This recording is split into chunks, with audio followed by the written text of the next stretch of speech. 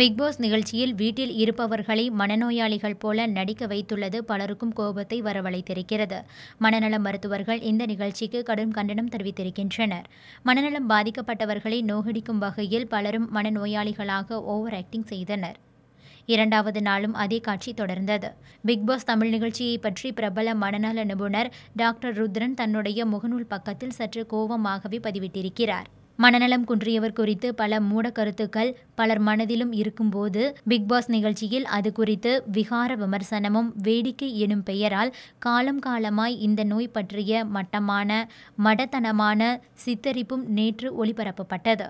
எது குறித்தும் ஆழமான புரிதல் இல்லாத ஊடக ஆவேசத்தின் அவசர ஆட்டமாய் இதை ஒதுக்கிச் செல்ல முடியவில்லை. பிற முட்டாள்கள் இன்னமும் நவராத்திரி பட மனநோயாளிகளின் அபத்த நகைச்சுவையையே பிரதான சிரிப்பாய் நினைத்து கொண்டிருந்தாலும் அந்த கூட்டத்தில் இருக்கும் ஒரு செவிலியருக்கும் மனநோயால் பாதிக்கப்பட்டவர் எப்படி இருப்பார், நடந்து கொள்வார் என்பது தெரியவில்லை. இதுதான் கேவலம். சமூகத்தில் இப்படித்தான் பல துறைகளில் நிபுணத்துவம் பெற்றுள்ளவர்களும் இருக்கின்றனர். இதில் மருத்துவர்களும் அடக்கம். 1986 முதல் 2001 வரை என்னுடைய எல்லா செயல்பாட்டிலும் மனநலம், மனநோய் விழிப்புணர்வுக்காகத்தான் உழைத்தவன் என்பதில் எனக்கு ஒரு தற்பெருமையும் உண்டு.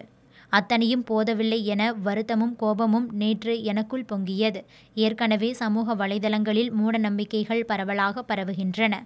மனநோய்கள் குறித்து மக்களிடையே மீண்டும் ஒரு தீவிர விழிப்புணர்வு உருவாக்கும் பணி பொறுப்பானவர்களுக்கு அவசியமாகிறது. வியாபார நிமித்தமாக கமல் இதை விமர்சிக்காமல் விட்டாலும் இது குறித்து வேறேதாவது தளத்திலாவது பேசுவது இந்த நிகழ்ச்சியில் சம்பாதிப்பதற்கான பிராயச்சித்தமாகும். இதெல்லாம் அதீத எதிர்பார்ப்பு என்பது தெரியும்.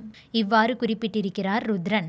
பிக் பாஸ் வீட்டுக்குள் இருப்பவர்களை மனநோயாளிகள் போன்று நடிக்க சொன்னதும் அவர்கள் அவ்வாறு நடித்ததும் சரியா? இது பற்றி உங்களுடைய கருத்துக்களையும் பதிவு பண்ணுங்க. மேலும் சப்ஸ்கிரைப் பண்ணுங்க ஒன் இண்டியா தமிழ்.